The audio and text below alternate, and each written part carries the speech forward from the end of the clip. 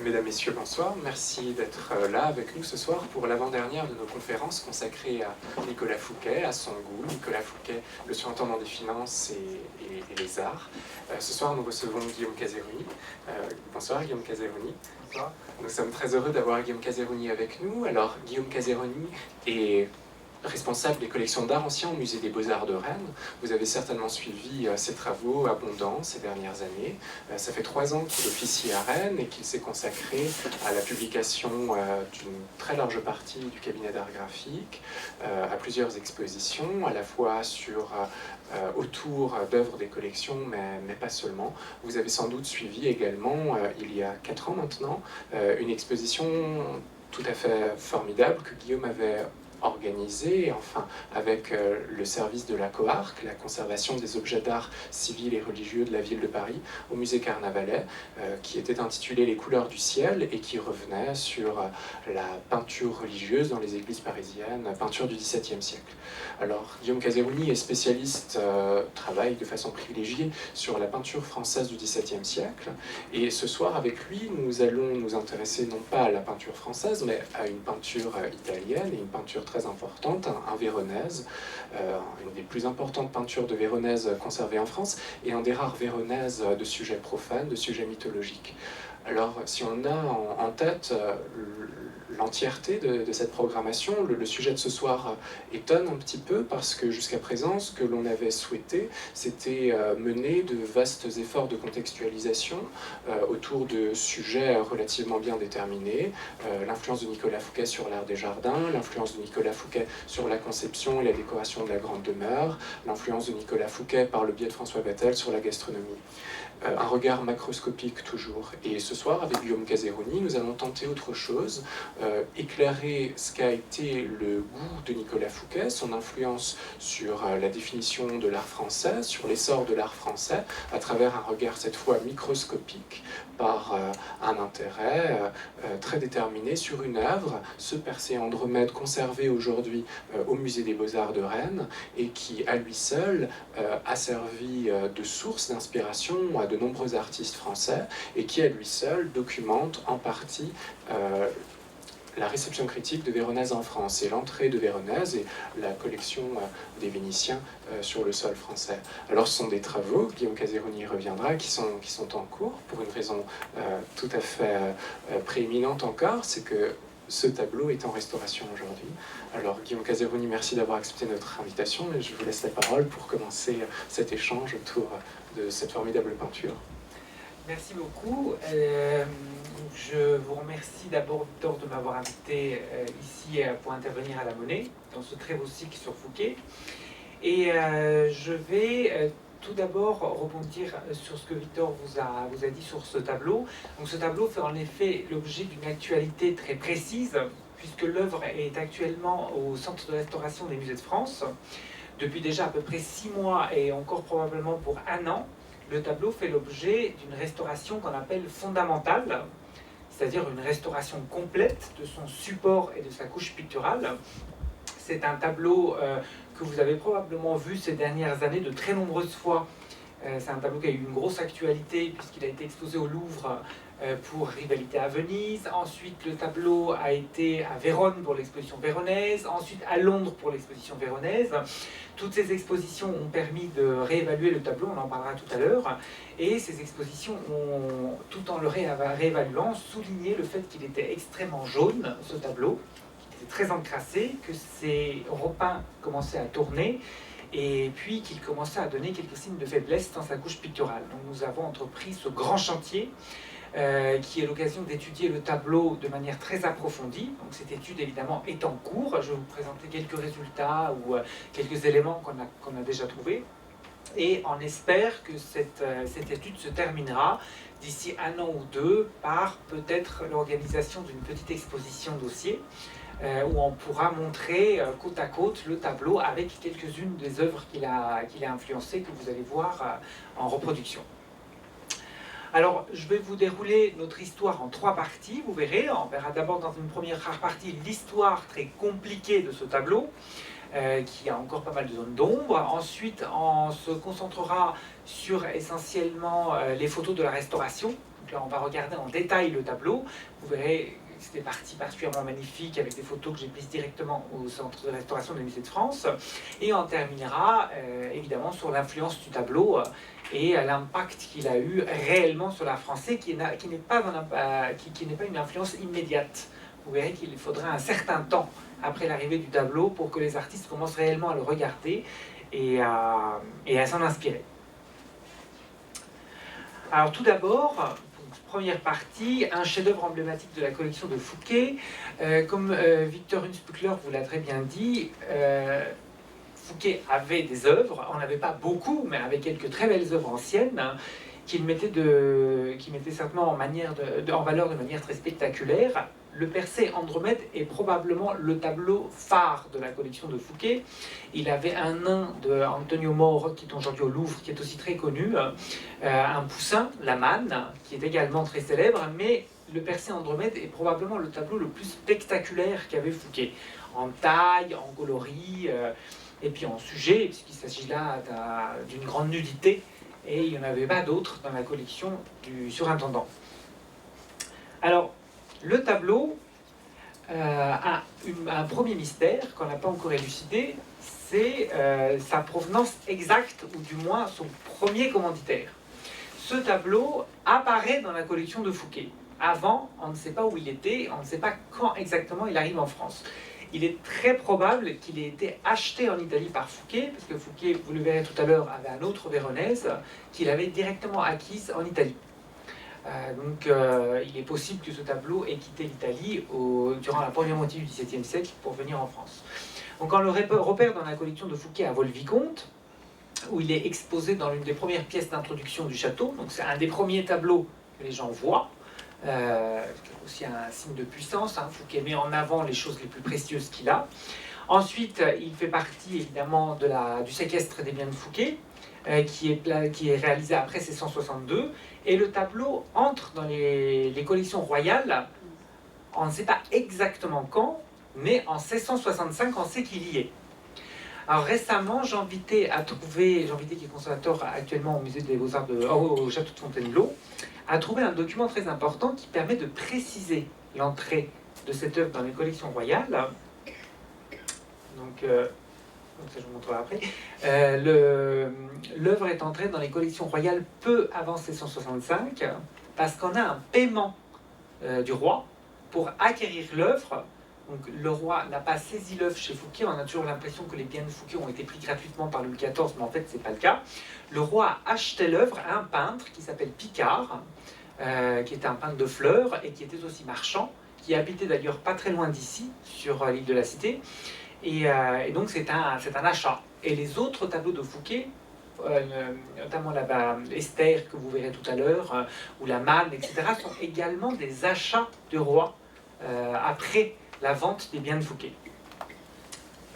Peut-être juste une précision, on réabordera toutes ces questions de la collection de peinture de Nicolas Fouquet, collection, si tant est que l'on puisse énoncer ce terme jeudi avec Michael Zanto, mais c'est vrai que la faible documentation de l'entrée, de l'acquisition de peinture par Nicolas Fouquet est une constante, hein, pour les œuvres qu'il avait auprès de lui. Ça vaut tout aussi bien pour la Manne que pour ce Persée Andromède, donc on est là dans quelque chose d'habituel s'agissant de Fouquet. Et pour rebondir un petit peu sur une conversation précédente avec Béatrice Coularé autour de Francesco Bertinetti, que des historiographes du XIXe siècle nous disent avoir été son conservateur des collections, là aussi sans inventaire dressé par Bertinetti, on est dans le même flou autour de la gestion de cette collection. Donc c'est un mystère encore pour le moment. Alors dans les collections de Vaux-le-Vicomte, le tableau de Véronèse n'était pas seul, il y avait un second Véronèse très important dans la collection de Fouquet, que vous avez en image sur l'écran, qu'on a longtemps confondu pour son sujet avec une Bethsabée au pain, une Suzanne et les vieillards. En fait, il s'agit de Esther demandée en mariage. Vous voyez que ce n'est pas du tout le sujet qu'on a l'impression qu'on voit dans l'œuvre. Et alors, vous verrez que ces deux œuvres ont des points en commun, notamment par rapport à leur état matériel. C'est pour ça que je vous les montre là tous les deux côte à côte. Mais ça, on abordera ça un peu plus tard. Et jusqu'à très récemment, je sais pas, on en a parlé tout à l'heure, je ne sais pas si la disposition de Volvicomte est encore celle que vous voyez à l'écran. Non, ce n'est plus le cas. Et donc jusqu'à très récemment, vous voyez qu'il y avait des reproductions de ces deux œuvres dans la même pièce, qui est une des premières pièces aussi qu'on voit dans le château sur place. C'est intéressant de voir cette reconstitution parce qu'elle est à l'échelle pour les deux tableaux. Donc vous voyez la taille de ce tableau, qui est quand même une taille assez imposante, et qui font partie en fait des plus grands tableaux qu'avait Fouquet à Volvicomte. Et là, peut-être, je me permets d'intervenir, on a entendu aussi beaucoup au moment de la conférence de David Brouzet, notamment sur l'aménagement de la Grande Demeure, que lorsque son frère est en Italie et qu'il achète pour Fouquet des œuvres d'art, il lui précise bien rechercher des toiles de grand format plus propres à la décoration d'une grande demeure, au faste d'un surintendant, que des petits formats, que des petits tableaux qu'on qualifierait aujourd'hui d'amateurs. Et là, on est vraiment dans cette logique-là à travers ces deux Véronèses. Et vous le verrez tout à l'heure, d'ailleurs, cette formule décorative qu'on attribue à ces tableaux, la fonction décorative qu'on va attribuer à ces tableaux, explique probablement, par leur présentation réelle à l'époque, qu'on ne connaît pas bien aujourd'hui, peut-être enchâssés dans des lambris, etc., les problèmes de conservation que posent ces tableaux aujourd'hui. Qu'ils n'ont pas été exposés avec un cadre contre un mur, comme probablement le Poussin ou d'autres tableaux de la collection de Fouquet, mais ils devaient servir vraiment de tableaux décoratifs enchâssés dans les boiseries, et ça les a un peu probablement abîmés. Alors donc, comme je vous l'ai dit, le tableau entre peu avant 1665 dans les collections royales. En 1665, il est vu à Paris.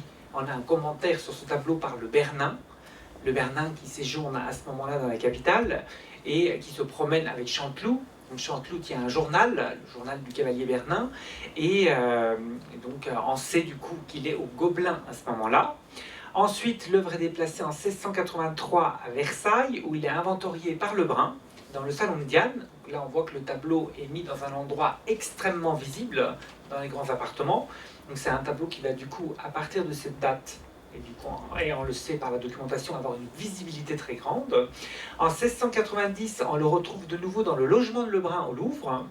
En 1695, dans l'antichambre de la reine, et ça c'est l'inventaire Bailly qui nous le précise, vers 1700 au château de Meudon, et ensuite à la surintendance de Versailles. L'histoire par la suite est très simple, comme tous les tableaux des collections royales, saisis à la Révolution en 1793, transportés au Louvre, et puis dispersion. Donc le tableau reste au Louvre jusqu'en 1801, et en 1801, il fait partie du premier envoi de l'État pour la formation du Musée des Beaux-Arts de Rennes. Nous avons reçu 2 envois de l'État à Rennes, en 1801 et en 1811, en tout 60 tableaux. Et parmi les tableaux les plus précieux qui ont été envoyés, on en a 5 ou 6 qui sont vraiment des chefs-d'œuvre. Il y a une chasse au tigre de Rubens, il y a un Lebrun qui fait 6 mètres, une descente de croix, et il y a un tableau de Jordaens très important, et il y a ce Véronèse. C'est un tableau qui, immédiatement, on en parlera un peu après, fait partie des chefs-d'œuvre incontournables du Musée des Beaux-Arts de Rennes. Alors, vous allez y venir, mais il y a une question qu'on se pose, évidemment, face à un Véronèse de sujet profane, que le Louvre n'a pas. C'est pourquoi le Louvre s'en est défait. Hésitation sur la qualité de l'œuvre, état de conservation de l'œuvre, enfin, c'est des points que l'on met en question et des questions auxquelles on voudrait répondre. Alors, en réalité, il faut se remettre dans les dates de l'arrivée de ce tableau au Louvre, 1793-1801, on a déjà eu le traité de Tolentino, les saisies révolutionnaires. Donc le Louvre reçoit des milliers et des milliers de tableaux qui arrivent de partout. Les collections royales, les saisies des biens émigrés, les œuvres pillées en Italie et dans le reste de l'Europe. Et il y a des artistes qui sont évidemment beaucoup plus représentés que d'autres. Rubens, Véronèse, Jordaens, ça ce sont des artistes dont on finit par avoir des dizaines, voire des centaines d'œuvres arrivées au Louvre, et le musée va choisir pour ses propres collections les tableaux les plus parfaits. Le tableau de Véronèse, comme je vous l'ai dit, celui de Rennes, présente quelques problèmes d'état dont on va parler. Donc je pense que c'est une des raisons pour lesquelles il a été déposé. Dès qu'il y avait un peu un souci sur un tableau, on l'envoyait en province. Depuis, tous ces tableaux ont été restaurés, leurs problèmes ne se voient pas autant qu'à l'époque. mais il y a un choix de collection parfaite pour le Louvre, ce qui peut se comprendre d'ailleurs. Et puis après, il y avait le problème des doublons, mais comme Victor vous l'a très bien expliqué, le souci de ce tableau, c'est qu'il n'y a pas l'équivalent de ce tableau au Louvre. Il s'agit probablement du plus important tableau mythologique de Véronèse, conservé aujourd'hui en France, et d'un de ces tableaux mythologiques les plus importants pour la fin de sa carrière. Alors, le parcours de cette œuvre, vous voyez, au point de vue matériel, est compliqué. Eh bien, son parcours intellectuel l'est tout autant, puisque c'est un tableau qui est célèbre pendant un certain temps. Ensuite, c'est un tableau qui va connaître un temps de purgatoire. On va le discuter, on va dire qu'en fait, il n'est pas si bien que ça. Puis finalement, on va complètement le délaisser en le prenant pour une œuvre d'atelier. Et c'est un tableau qui a fini par être réhabilité depuis qu'une vingtaine d'années. Alors, la célébrité au XVIIe et au XVIIIe siècle, elle se voit tout d'abord dans les textes. L'œuvre est très régulièrement citée. Je vous ai mis juste quelques citations qui sont intéressantes. Tout d'abord, celle de Chanteloup, qui parle à la place du Bernin. Là, on a vu ensuite un autre tableau de Paul Véronèse. Donc, les deux personnes sont au Gobelin. On voit différentes peintures. Qui a été à Fouquet, où est peint une Andromède secourue par Persée, lequel est bien comme le sont la plupart des ouvrages de ce peintre. Donc voilà, on dit que c'est un Véronèse typique, mais le cavalier a trouvé que le Persée est dans une étrange posture et comme en un monceau. Alors vous verrez tout à l'heure, et vous l'avez vu sur les images, c'est quelque chose qui frappe tout de suite. C'est cette espèce de percée tourbillonnante qui tombe dans le tableau littéralement, qui est un des éléments les plus étonnants de ce tableau, qui est remarqué et qui est toujours remarqué. Alors Chanteloup veut faire un peu de zèle, donc il dit « J'ai montré la jambe gauche d'Andromède qui m'a semblé fort mal dessinée ». Alors ça c'est amusant parce que quand on lit le texte, on a l'impression qu'il voit le Bernin faire une critique, il se sent obligé de lui aussi faire une autre critique pour aller dans le sens du sculpteur. Mais ce texte est assez intéressant quand même parce qu'il nous montre qu'on voit là tout de suite un Véronèse typique. Rappelez-vous, le tableau va être remis en question par la suite. Alors ensuite, on a évidemment toutes les mentions de l'œuvre dans les inventaires royaux. C'est amusant parce que, par exemple, j'ai mis l'épicier, mais en fait c'est Bailly, qui dit « Ce tableau est d'une grande manière, d'une belle composition et d'un effet piquant ». On met toujours un petit qualificatif positif quand on parle de ce tableau ou qu'on inventorie. Et Landon, en 1832, quand il publie le tableau dans les publications qui avaient trait aux collections du Louvre. Le tableau était à Rennes à ce moment-là, mais c'était quand même dans le cadre des publications en rapport avec les collections d'État. Il dit Paul Véronèse a fait peu de tableaux aussi soignés dans toutes leurs parties que celui-ci. Donc je crois que c'est quelque chose qui est toujours assez admiré. Et il n'y a pas une seule biographie de Véronèse qui est publiée en français, des Alliés d'Argentville, Mariette, donc toutes ces grandes compilations d'artistes qui oublient de citer ce tableau. Alors curieusement, l'œuvre a beau être beaucoup citée, on en a très peu de copies. Aujourd'hui, on connaît véritablement qu'une copie, peut-être du XVIIe siècle, de ce tableau. C'est ce dessin assez faible que vous avez à l'écran, qui se trouve aujourd'hui à la Bibliothèque nationale. Et on a une gravure réalisée au début du XVIIIe siècle par Louis Jacob, dans le cadre de ce recueil qu'on appelle le cabinet Crozat. Le tableau est précisé comme étant dans les collections royales. Et donc là, on a l'unique estampe d'interprétation réelle qui a été tirée d'après le tableau de Véronèse. Estampe qui a été réalisée dans le bon sens. L'unité, on a fait un effort pour monter le tableau du bon côté. Alors le tableau arrive à Rennes.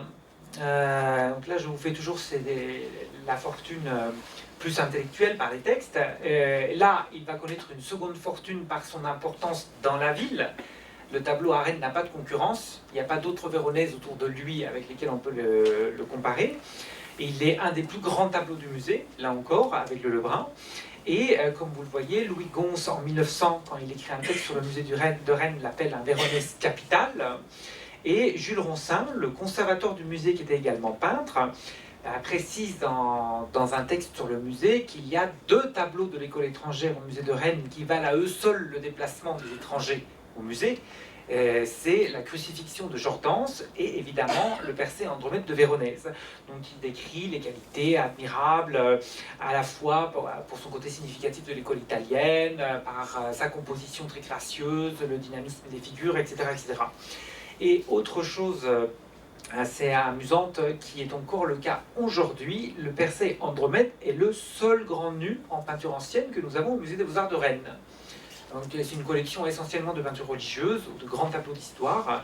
C'est l'unique nu monumental que nous avons et qui est remarqué d'ailleurs toujours à ce titre par le public.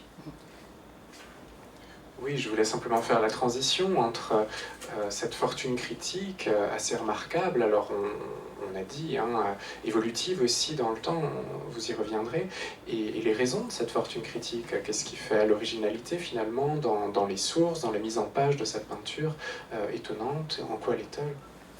Alors, cette fortune critique, le goût pour ce tableau est dû à deux choses. Tout d'abord au tableau lui-même, à son iconographie dont on va parler, et ensuite à la place qu'il tient au XVIIe et au XVIIIe siècle au sein des Véronèses visibles en France. Donc, on va d'abord aborder l'iconographie de ce tableau qui est très original. Donc, c'est un tableau tout en hauteur qui utilise plusieurs sources. Donc, Véronèse, en réalité, avant de peindre ce tableau, a vu un tableau de Titien qui lui-même avait vu une œuvre de Benvenuto Cellini. Alors, vous allez voir, il y a une chaîne. Et évidemment, les deux artistes avaient lu le texte des Métamorphoses d'Ovide qui raconte le sujet.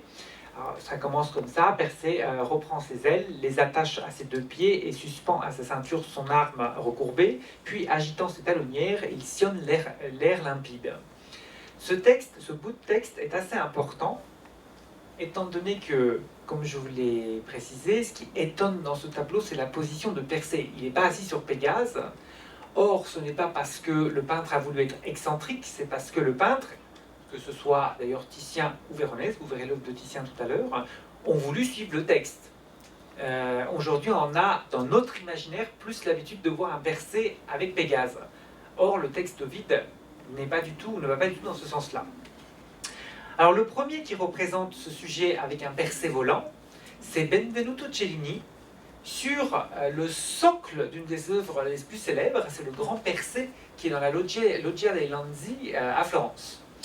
Donc évidemment, c'est le socle qu'on regarde souvent le moins, et c'est bien dommage parce qu'il y a de magnifiques reliefs sur ce socle, dont le Persée secourant Andromède. Donc vous voyez que la figure du Persée, qui tombe du ciel comme si on l'avait jeté dans le cadre, vient vraiment de là. C'est une de ses premières représentations de ce type. Titien a probablement eu connaissance de ce relief avant de peindre ce célèbre tableau qui est aujourd'hui à la Wallace Collection, célèbre tableau que les Français connaissaient bien, puisqu'il arrive en France assez tôt et il fait partie de la Galerie d'Orléans. Et il a été vendu ensuite avec la collection du Duc d'Orléans. Vous voyez que l'idée du Persée est reprise, et puis Titien met vraiment en place cette image monumentale d'Andromède nu. Donc en fait, ce sujet-là est utilisé comme l'occasion de peindre un grand nu, Andromède nu sur un côté du tableau au premier plan. Véronèse, de son côté, reprend l'idée, là vous voyez le Cellini et le Titien côte à côte, reprend l'idée de Titien, sauf qu'il monumentalise la scène, et puis surtout, il la rend plus décorative. Ça, c'est l'une des différences principales qui sépare Véronèse de Titien. Titien est un peintre plus intérieur, plus intellectuel. Véronèse donne plus dans le grand décor aristocratique. Il y a quelque chose de plus spectaculaire dans les œuvres de Véronèse. Donc il déplace Andromède, il inverse la composition, et il lui crée un corps sinueux, plus maniériste, plus monumental, et il rythme le tableau d'une manière plus unitaire. Vous voyez que dans le tableau de Titien, on a vraiment deux figures séparées. Dans le tableau de Véronèse, ces deux figures sont liées comme par une diagonale. Il y a quelque chose de plus souple, et il met le Persée plus au premier plan, en développant aussi l'aspect amusant du monstre. Le monstre chez Titien est plus lointain, alors que Véronèse va plus le mettre en avant, en faire une bête un peu plus amusante à regarder. Alors ce prototype de composition va être diffusé, vous le voyez par cette gravure de Pieter van der Borch, qui est diffusée au tout début du XVIIe siècle, un peu partout. Et on va le voir petit à petit on va voir cette composition petit à petit être reprise chez des artistes italiens. Alors on ne sait pas par quel biais passe cette influence, parce qu'on n'a pas de gravure ou de copie ancienne de l'œuvre de Véronèse en Italie, et on ne sait pas où ce tableau était visible en Italie. Donc là, c'est juste des comparaisons formelles. Vous voyez là une gravure d'Augustin Carache où on a cette même idée que la figure d'Andromède de Véronèse. J'ai inversé le tableau de Véronèse exprès pour que vous puissiez plus simplement faire la comparaison. On a au début du XVIIe siècle cette très célèbre composition de Huttwal, qui est au Louvre. Alors là c'est pareil, il est difficile de dire si Huttwal connaissait l'œuvre de Véronèse ou pas, mais je l'ai mis pour qu'on puisse faire un parallèle entre les deux tableaux. On voit on est là dans un code qui consiste vraiment à maintenant mettre Andromède au premier plan pour créer un nu monumental. Au premier plan et sur le côté, pas au centre. Avec là Huttwal qui joue plus sur le monstre et percé comme des objets de curiosité, au même titre que les coquillages qu'il étale au premier plan. Hein. Donc là, on est vraiment dans un mode de représentation plus merveilleux et plus amusante, décorative encore que Véronèse. Et pour un exemple plus tardif pour l'Italie, vous avez là un tableau de Cavalier d'Arpin, qui est un des artistes les plus célèbres d'Italie au début du XVIIe siècle, qui pareil se laisse comparer avec le tableau de Véronèse, avec là toutefois Persée qui est sur son cheval, une composition qui a un format presque entre guillemets un peu plus classique, moins extravagant que le Véronèse. Alors la question qui vient maintenant, sans doute, c'est la question également de ce Persée Andromède dans l'œuvre de Véronèse lui-même. Quelle place occupe-t-il? Quelle datation, évidemment? Et puis, quelle est son importance dans le corpus de l'artiste? Alors, l'œuvre de Véronèse, pour sa situation, le tableau de Véronèse pour sa situation dans l'œuvre de Véronèse a été beaucoup discuté. Aujourd'hui, on situe ce tableau à la fin de la carrière de Véronèse, et quand on regarde l'ensemble de la production de ce peintre, on se rend compte que ce tableau apparaît comme une de ses œuvres les plus originales pour les mythologies. On est dans les années 1670, donc c'est un vieux peintre, on arrive à la fin du 1570, pardon, on arrive à la fin du XVIe siècle, et vous avez là à l'écran deux œuvres à peu près contemporaines, qui ont été souvent comparées à notre Persée Andromède. À gauche, vous avez le tableau du Prado, qui est un couple mythologique Vénus et Adonis, et à droite, un format pas très éloigné de celui de notre Andromède, Mars et Vénus, qui a également appartenu à la Galerie d'Orléans, qui a également été gravé dans le recueil Crozat. Vous voyez, c'est aussi un tableau qui était connu en France sous l'Ancien Régime, et qui est aujourd'hui au Metropolitan Museum à New York. Ce qu'on voit dans ces œuvres, et leur point commun avec le Véronèse de Rennes, c'est la sinuosité et l'aspect très décoratif du nu féminin, qui est accentué par Véronèse de plus en plus à la fin de sa carrière, tout en conservant une certaine pesanteur typique de ces figures, et qui va être d'ailleurs un des éléments repris par les peintres français au XVIIe siècle. Alors, à côté de ce problème de datation, de l'étude de l'iconographie, là, je vais terminer cette partie par justement cette remise en question qu'il y a eu de ce tableau. Alors, le tableau, vous l'avez vu, a connu une certaine célébrité jusqu'au début du XXe siècle. Que ce soit à Paris, à Versailles, à Paris ou à Rennes.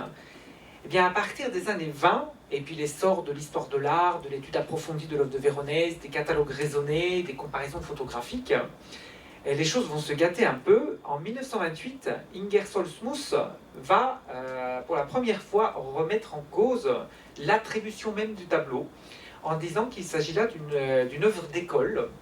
Véronèse, à la fin de sa vie, a un atelier très actif, où il y a son fils, plusieurs de ses anciens élèves. Cet atelier très actif, l'atelier des Cagliari, va faire du Véronèse, même après la mort de Véronèse. Qu'on va avoir là un espèce de cachet, une petite entreprise, où on va créer des Véronèses finalement qui ne le sont pas, et qui va mettre une certaine confusion dans l'étude de l'œuvre de Véronèse, l'étude scientifique au XXe siècle. Ce qui fait que, on fait ça souvent, quand on nettoie l'œuvre d'un peintre, on a rejeté massivement plein d'œuvres du corpus de Véronèse, pour des raisons diverses. En ce qui concerne le Véronèse de Rennes, une des principales causes de ses doutes, eh bien, c'est que le tableau, il faut l'imaginer, est sale, très repeint, et donc avec la saleté au fur et à mesure dessus, on ne voyait plus très bien ce que représentait l'œuvre, on ne voyait pas très bien la délicatesse de l'exécution de Véronèse, et c'est sur ce tableau qu'on a jugé la qualité de l'exécution. Donc forcément, œuvre d'atelier, vous voyez bien au fur et à mesure des publications, Berenson, Vertova, Larcher, Marini, Pignati, là je vous ai mis vraiment les études les plus importantes. On estime que c'est partiellement autographe, que c'est une œuvre tardive exécutée par des élèves, ou alors que c'est Véronèse qui a inventé la composition, parce qu'on continue à trouver l'invention très belle pour l'image, mais qu'il a été intégralement exécuté par un tiers. Donc vous voyez que le tableau perd au fur et à mesure de son lustre, jusqu'à ce que, et c'est là que les choses vont changer, dans les années 80, pour des raisons d'exposition et de prêt à des expositions, comme quoi les prêts ne sont pas toujours néfastes au tableau, hein, parfois ça peut faire du bien, on nettoie légèrement le tableau, on l'a légèrement déverni, on l'a repomponné un peu, ce qu'on appelle un bichonnage, et là, les avis ont commencé à changer. Là, on assiste à un tournant qui commence dans les années 80, j'en ai un tout petit peu parlé au tout début de la conférence. Les expositions au fur et à mesure, les bichonnages successifs, le fait qu'on regarde mieux les œuvres, etc., ont permis de réintégrer pleinement l'œuvre dans le corpus de Véronèse, et c'est cette réintégration, donc ce nouvel intérêt, qui a conduit évidemment le musée à programmer cette restauration fondamentale, parce que vous savez qu'une restauration fondamentale, ça coûte très cher, et on ne le programme pas comme ça pour un tableau qu'on estime comme secondaire ou pas forcément très important. Donc ce grand intérêt nous a amené à restaurer l'œuvre. Alors oui, il faut sans doute préciser également que l'actualité scientifique, l'actualité de la recherche autour de Véronèse est particulièrement riche ces dernières années, que ce soit l'exposition de la National Gallery qui achevait, qui donnait une illustration assez brillante des travaux de Xavier Salomon, ou bien l'exposition italienne, ou la restauration fondamentale du Véronèse de Rennes.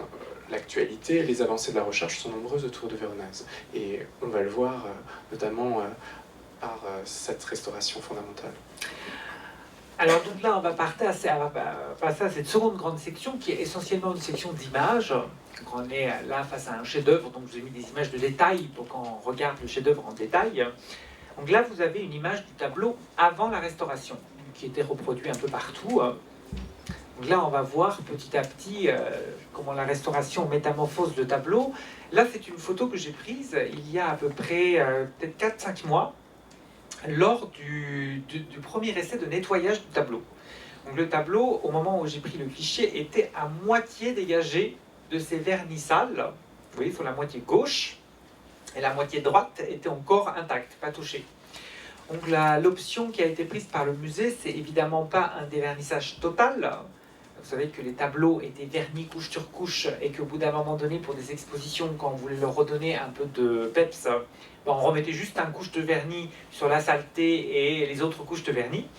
Ce qui fait que tout ça s'était coagulé les uns sur les autres, contraignait la couche picturale qui avait du mal à bouger dessous, donc qui commençait à se soulever.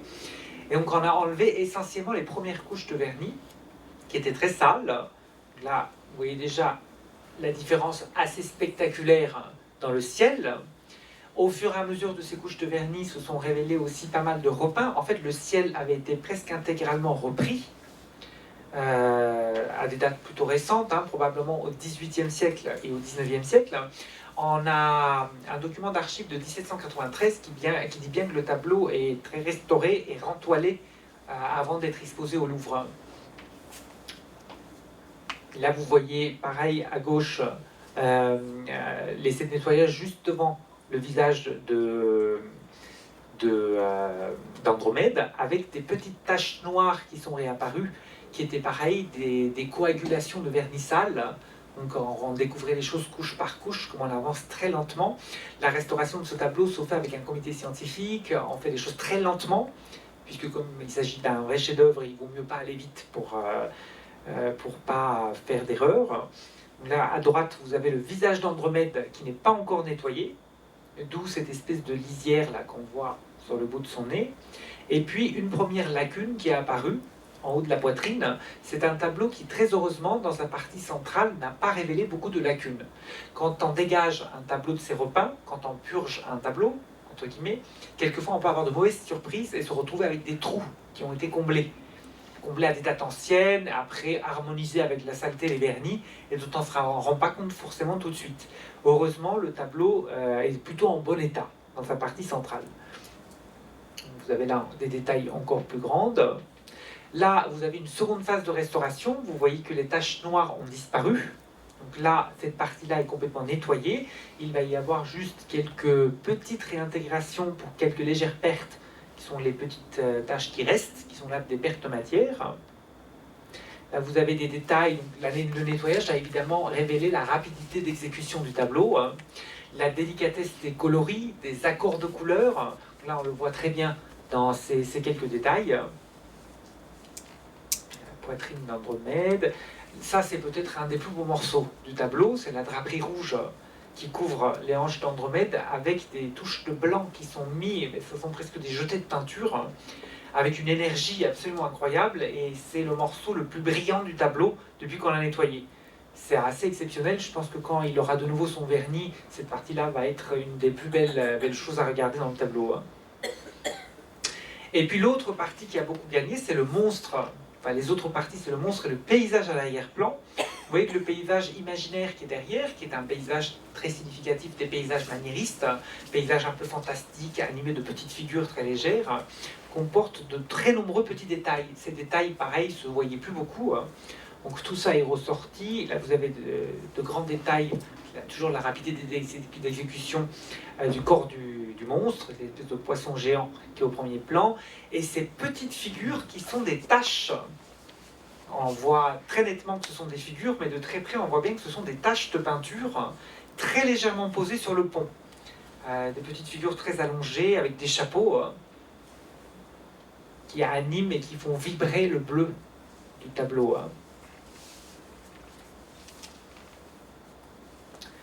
Alors l'élément le plus important révélé peut-être par cette restauration est l'élément le plus en rapport avec l'histoire du tableau qu'on a vu jusqu'à maintenant, ce sont les bords de notre peinture. Alors, une fois les repeints enlevés, les vernis allégés, on s'est rendu compte qu'il y a une très nette différence entre la partie centrale du tableau et les bords. En fait, les bords sont composés de 4 laits de toile qui sont rapportés à la composition centrale. En premier réflexe, c'est de se dire que le tableau a été agrandi, ce qui n'est pas du tout une chose rare. Les tableaux des collections françaises, surtout des collections royales, étaient très régulièrement agrandis, notamment à Versailles, pour être adaptés à des boiseries. Mais, vous voyez, là, à contre-jour, sur le tableau, on voit bien les bandes sur les pourtours. Mais si on enlève ces bandes, donc vous voyez là, pareil, très nettement les coutures, avec la différence de facture dans la peinture, on voit que c'est deux choses différentes. Là aussi, là sur la photo de droite, la couture est très visible. Et la différence de couleur aussi, sur la photo de gauche. Mais si on enlève ces rajouts, on se rend compte que la composition est tronquée. Et qu'on ne peut pas avoir un format original de ce format-là, de cette forme-là. Puisque vous avez la hanche d'Andromède qui s'en va, vous avez un pied de Persée qui est coupé, et Véronèse a beau vouloir être un peu original, il n'aurait jamais fait des figures coupées comme ça. Alors ça, c'est un vrai mystère. Pour le moment, on essaie de savoir qu'est-ce qui est arrivé à ce tableau. Les parties agrandies sont peut-être, les analyses sont en cours, des agrandissements du XVIIe siècle. On voit ça par rapport aux pigments, ou du moins des agrandissements qui sont anciens. Ce ne sont pas des agrandissements modernes. Et les coutures et les rajouts qui ont été faites probablement par quelqu'un qui savait comment était la forme d'origine du tableau par rapport au pied de Persée, par rapport à la hanche d'Andromède, parce qu'il n'y a pas de... Les rajouts ne sont pas maladroits, la continuité des formes n'est pas totalement maladroite. Alors, une explication de ce problème de format viendrait probablement de la collection de Fouquet, puisque, rappelez-vous, Fouquet avait un autre Véronèse, le tableau qui représente Esther, et que ce tableau, en fait, présente le même problème que le Véronèse de Rennes. À gauche, vous avez le format de la toile complète, à droite, vous avez le format de la toile ancienne, enfin de la partie ancienne. Vous voyez qu'en fait, il en manque tout un morceau tout autour, et que dans le tableau de Lyon, on a aussi une figure qui est coupée, c'est la grande sculpture qui n'a plus de tête. Alors Lyon a fait restaurer le tableau il y a quelques années déjà. On n'a pas encore comparé les analyses des deux peintures. Et Lyon a pris un parti très différent de nous. Nous, on va laisser à Rennes visible les agrandissements, puisque sinon le tableau ne marchera plus, la composition ne fonctionnera plus. Lyon a fait faire un cadre qui dissimule les agrandissements. Donc aujourd'hui, si vous allez à Lyon, vous verrez le tableau comme il est à droite, et non pas comme il est à gauche. Le problème se pose du coup moins à Lyon, puisque les deux figures qui font le centre de la composition ne se retrouvent pas coupées. Le fait que la statue n'ait plus de tête, ça c'est pas très gênant. C'est un peu étrange, mais c'est pas très gênant. Donc la piste qu'on va creuser, c'est la piste Fouquet en comparant l'analyse des deux agrandissements, des pigments des deux agrandissements. Et une des choses qui est tout à fait possible, c'est que ces œuvres ont pu être enlevées probablement de manière un peu agressive de l'endroit où ils étaient chez Fouquet. Les pourtours se sont peut-être abîmés et on a décidé tout simplement de les couper, puisqu'a priori il ne s'agit pas d'un rajout du XVIe siècle, a priori. On a décidé de couper ce qui avait été abîmé, de le refaire à neuf, ce qui n'est pas du tout non plus un cas rare à cette époque-là. Alors, pour revenir un petit peu à ce que l'on disait en introduction par rapport à la problématique d'ensemble de cette conversation aujourd'hui, expliquer le goût de Fouquet et la prééminence du goût de Fouquet peut-être à travers une œuvre, c'est montrer la réception critique, l'influence de cette œuvre, exercée tant sur les amateurs de l'époque, hein, c'est ce qu'on a vu à travers les citations données par Guillaume Caserouni, mais évidemment c'est également l'influence de l'œuvre sur les réalisations concrètes, enfin sur les œuvres des artistes, à ce moment d'apogée hein, de la réception critique de l'œuvre, avant ces remises en cause de son attribution au début du XXe siècle. Alors quels sont les artistes français à avoir été influencés par cette œuvre qui, en quelque sorte, à travers leurs propres œuvres, signent l'excellence d'une collection et l'excellence d'un goût, bien que l'on ignore, encore une fois, comment Fouquet a fait l'acquisition de cette œuvre. On sait en tout cas qu'elle était en bonne place dans sa demeure et que par là, il en signifiait toute l'importance. Alors Véronèse et plus généralement la peinture vénitienne ont toujours eu une influence assez importante sur l'art français. Sauf qu'évidemment, cette influence a connu des hauts et des bas et a connu des modes différentes au fur et à mesure du temps. Par exemple, pour la première moitié du XVIIe siècle, donc à l'époque surtout de Louis XIII, les artistes qui voulaient voir Véronèse, finalement, n'en voyaient pas beaucoup en France. On verra tout à l'heure, c'est essentiellement sous Louis XIV que les Véronèses vont affluer en France. Donc les artistes font le voyage en Italie, vont essentiellement à Rome, et certains s'arrêtent plus ou moins longtemps à Venise. Généralement, Véronèse et Titien, donc on va les voir sur place. Après avoir vu évidemment peut-être des copies, quelques gravures et quelques petits tableaux qui à cette époque-là circulaient en France. À Venise, généralement, les artistes qui sont les plus influencés par l'art vénitien, les artistes français, regardent surtout deux choses. Regardent évidemment le coloris de l'art vénitien et la manière de disposer de la lumière, etc., qui était très différente de l'école romaine. Là, on regarde une chose spécifique à Venise. Et regardent surtout l'art du grand décor. L'art du grand décor, c'est surtout Véronèse qui en est le maître. Et on voit bien chez certains peintres, au moment de leur retour, que même s'ils prennent la façon de faire de Titien, dans la manière de peindre, quand ils veulent faire du décor, la structure du décor, les formes des personnages, les raccourcis, etc., viennent eux plutôt de Véronèse. Donc c'est un mix des deux qu'on va faire, avec juste un bémol, c'est que Véronèse sera quand même dépassé par Titien en France, dans le sens où on a un Titien français, mais on n'aura jamais de Véronèse français. Il y a deux artistes qui servent d'adjectif en France, c'est Raphaël et Titien. Donc Le Sueur sera le Raphaël français, Jacques Blanchard sera le Titien français, mais Véronèse passera évidemment à la trappe à cause de Titien. Alors donc là voilà quelques grands décors que les artistes peuvent voir en Italie, parce que nos Nostocana évidemment ne sont pas encore en France à cette époque-là, et qui n'ont pas d'équivalent chez les autres Vénitiens. Par exemple, Titien ne fait pas des toiles gigantesques comme ça, aussi claires, avec un côté aussi laïque. Parce que Véronèse, même quand il peint des sujets bibliques, il leur donne un côté laïque en y introduisant des personnages contemporains, des vêtements contemporains, etc.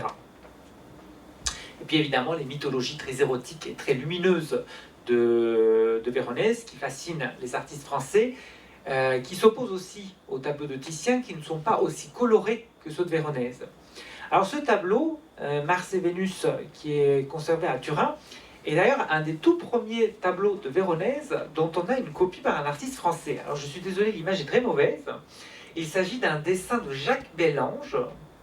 Je dis français, lorrain français. C'est pas exactement la même chose à l'époque, mais c'est pas grave. Jacques Bellange, dont vous avez ici un dessin très rare, identifié par Pierre Rosembert à l'Ambrosiana de Milan, et qui est annoté Bellange, dont le style correspond très bien à Bellange. Donc, vous voyez comment un artiste de cour qui peint et qui travaille pour les ducs de Lorraine, un artiste maniériste très extravagant, s'intéresse comme ça à ces corps de Véronèse, ces corps enlacés, cette peinture un peu érotique, qui correspond tout à fait à ce que Bellange cherche aussi à faire dans ses propres œuvres. On avance un peu dans le temps. Dans les années 30, les deux artistes les plus en phase peut-être avec l'œuvre de Véronèse sont Blanchard et ensuite Simon Vouet. Alors chez Jacques Blanchard, vous avez, qu'on va qualifier donc de Titien français, vous avez des types de composition et une manière de gérer la lumière qui sont plutôt prises chez Titien, mais par contre quand on regarde bien l'œuvre de Blanchard, et si vous avez une Danaé du musée des Beaux-Arts de Lyon, et là je vous ai mis une figure d'Armide qui est au musée des Beaux-Arts de Rennes, on a des corpulences carrées, des coiffures et un côté peut-être plus décoratif qui lui vient très nettement de l'observation des figures de Véronèse. Ce qu'on a toujours tendance à éluder un peu, parce qu'on se concentre évidemment plus sur l'œuvre de Titien quand on pense à l'influence de Venise. Et Simon Vouet, il me paraît tout à fait évident, et ça a déjà été soulevé par d'autres auteurs évidemment, que quand on regarde les œuvres de Vouet du début des années 30, c'est-à-dire Simon Vouet il revient à Paris en 1627 et il passe à Venise juste avant. Donc, les choses qui peint entre 27 et 35, 36, 37, c'est des corps allégoriques très rutilantes de couleurs, dans la disposition des draperies, la monumentalité des figures, parfois les cadrages. Là, il me paraît évident qu'il y a un souvenir de ce qu'il a vu de Véronèse sur le chemin du retour vers la France.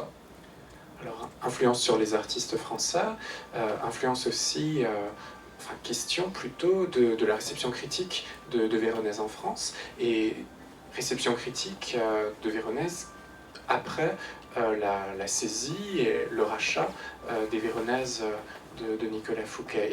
Y a-t-il un lien, y a-t-il une connexion entre ces deux événements historiques? Alors ce qui est assez amusant, c'est que quand on regarde la situation de l'œuvre de Véronèse du côté des artistes français, comme je vous l'ai dit, on se rend compte que ceux qui voulaient voir du Véronèse, grosso modo avant les années 50, avant 1650-60, devaient aller à Venise ou en Italie.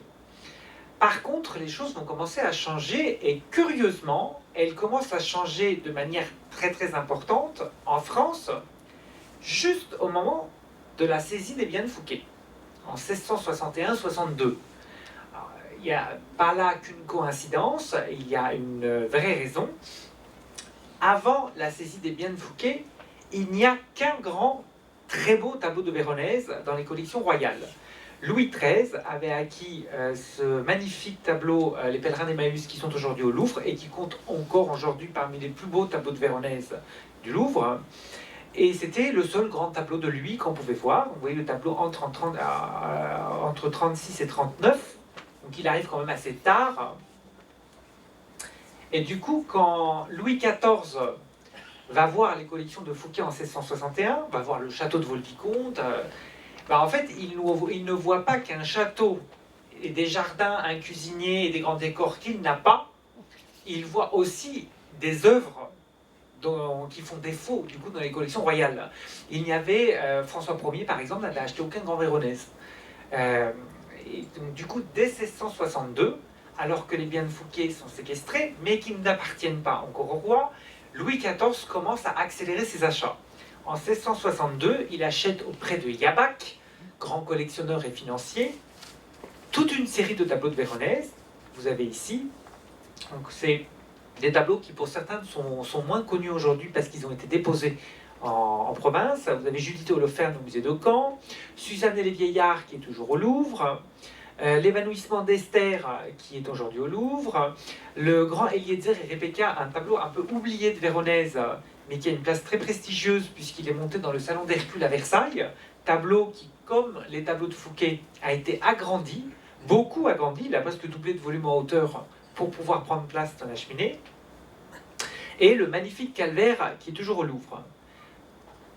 Oui, je voulais juste ajouter une chose, parce que pour l'histoire de la réception critique de Véronèse, qu'elle soit effective ou virtuelle, on a là, avec la collection Yabak, une sorte de triade qui se dessine entre Nicolas Fouquet, Yabak et Véronèse. Michael Zanto y reviendra assez longuement jeudi pour sa propre conférence, qui n'insistera pas tant sur Véronèse, mais qui vous montrera quels sont les rapports assez évidents entre Nicolas Fouquet et Véronèse, par le biais de cette collection. J'en dis pas plus, mais c'est des liens assez considérables. Alors évidemment, dans la foulée, il y a le séquestre des biens de Fouquet, et entre 1662 et surtout 1665, donc 64-65, les deux Fouquet, les deux Véronèse de Fouquet, les deux plus beaux tableaux de la collection de Fouquet, rejoignent aussi les collections royales par achat. Et ensuite, Louis XIV poursuit par le plus grand tableau de Véronèse qui faisait partie des collections royales, le repas chez Simon. C'est comme ça. Gigantesque tableau qui est monté dans le salon d'Hercule à Versailles. Donc il y avait ces deux immenses Véronèse, Eliezer et Rebecca, et le repas de Simon face à face. Ensuite, en 71, l'Homénie de Brienne, qui vend aussi ses tableaux. Yabak recommence la même année, 71, toujours là avec plusieurs tableaux. Vous voyez que les acquisitions sont nombreuses pour Véronèse. En 71, c'est le marquis de la Feuille, deux tableaux, et puis le roi poursuit dans les années 80 avec cet immense tableau qui est aujourd'hui à Grenoble, l'adoration des mages de Lyon, et puis deux versions du Moïse sauvé des eaux, l'une à Lyon et l'autre à Dijon.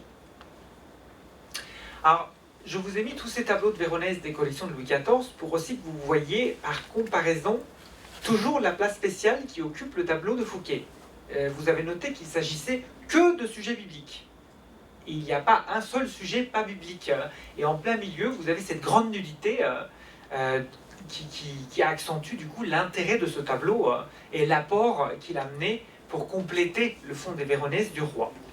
Il y a encore d'autres Véronèses qui rentreront dans les collections royales, mais plus tard. Vous voyez que Véronèse est un peintre très représenté. Il y avait plus de Véronèse dans les collections royales que de Titien. Alors après, c'était peut-être aussi plus facile d'avoir des Véronèses que des Titiens. Curieusement, malgré la grande présence des tableaux de Véronèse, la grande visibilité de notre tableau, comme je vous l'ai dit, il y a peu de copies ou de reproductions repérées du Persée Andromède au XVIIe siècle. En fait, on remarque, par l'influence du tableau, par les œuvres en rapport qu'on arrive à trouver, que le tableau commence d'un seul coup à être regardé plutôt à partir des années 1720-1730. Alors, il y a deux raisons à ça. Tout d'abord, puisque avant les années 1720-1730, la peinture vénitienne est globalement moins à la mode. Il y a tout un débat autour de la couleur et du dessin dont vous avez certainement déjà entendu parler durant toute la seconde moitié du XVIIe siècle à l'Académie. Il y a une prééminence du dessin dans un premier temps. Après, évidemment, la couleur commence à prendre le pas. Petit à petit, Venise commence de nouveau à être un centre d'intérêt autour de 1700, 1690-1700. Et des artistes commencent à peindre dans la manière vénitienne, comme Charles de la Fosse, je vous montrerai un tableau plus tard. Mais au début du XVIIe siècle, en France, quand on peint par exemple des Persées Andromède, là je vous ai mis un exemple, autour de Voué, un tableau anonyme avec le dessin qui correspond au Louvre, on est dans une autre formule, plus ronde, un peu plus décorative. On voit que le tableau de Véronèse ne compte pas, il n'est pas encore arrivé en France. Et il n'y a pas encore le modèle qui circule. Quand dans les années 70, à la fin des années 70, Mignard peint Persée Andromède de Véronèse, il ne choisit pas du tout le modèle de Véronèse. Il s'agit d'une composition plus classique en frise. Vous voyez, vous avez les deux tableaux côte à côte. Mignard, là, pour le coup, connaissait très bien le tableau de Véronèse. Le tableau était en France, il était visible, mais il va probablement plus prendre sur un modèle classique, et il va plus donner du côté des Caraches que Mignard connaissait parfaitement puisqu'il les avait copiés pour les plafonds d'une galerie aux Tuileries. Il avait copié la galerie Farnèse, où il y a une Andromède. Vous voyez qu'il y a une corpulence plus proche chez Mignard du tableau de Carache que de celui de Véronèse. Par contre, il est possible que Mignard ait mixé quand même un peu les deux tableaux, les deux modèles pour la figure, puisque vous voyez que chez Carache, le modèle est complètement assis, alors que chez Mignard, il est un peu debout. Donc il a probablement fait un compromis pour la pose d'Andromède entre le tableau de Véronèse et puis les images qu'il avait de la peinture bolognaise. C'est Charles de la Fosse, qui à la fin du XVIIe, au début du XVIIIe, est le peintre qui va peut-être le plus retourner vers Venise et le plus regarder Véronèse. Une fois de plus, comme on en a déjà parlé au sujet de Voué, là, la Fosse va prendre de Véronèse son aspect décoratif. C'est surtout pour ça qu'on regarde toujours Véronèse, dans le chatoiement des draperies, la manière de poser des figures très massives, très corpulentes, assez sensuelles.